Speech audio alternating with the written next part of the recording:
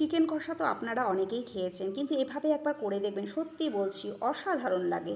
প্রথমে আমি চিকেনগুলোকে খুব ভালো করে ধুয়ে পরিষ্কার করে নিয়েছি। তার মধ্যে 2 চামচ ফ্যাটানো দই, 1 চামচ হলুদের গুঁড়ো, 1 চামচ লবণ, হাফ চামচ চিনি, 2 চামচ রসুন বাটা, 3 চামচ আদা কাঁচা লঙ্কা বাটা, 1.5 চামচ জিরের গুঁড়ো, 1 চামচ ধনের গুঁড়ো, হাফ চামচ কাশ্মীরি লাল লঙ্কার গুঁড়ো, মিট মশলা, সর্ষের তেল আর একটা কুচনো পেঁয়াজ দিয়ে চিকেনটাকে ভালো করে মেখে ঢেকে রাখলাম আধা ঘন্টার জন্য। এবার কড়াইতে তেল গরম করে তাতে আগে থেকে কুচনো 2টো পেঁয়াজ দিয়ে পেঁয়াজটাকে হালকা লাল করে ভেজে তুলে নিলাম।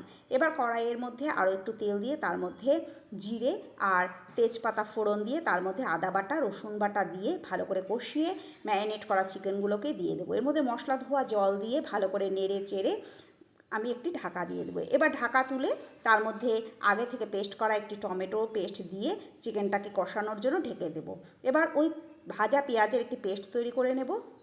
আর এদিকে ঢাকা তুলে চিকেনটা কষানো হয়ে গেলে তার মধ্যে পরিমাণ মতো গরম জল দিয়ে চিকেনটাকে সেদ্ধ হবার জন্য একটু নেড়ে চেড়ে আবারও আমি ঢেকে দেব।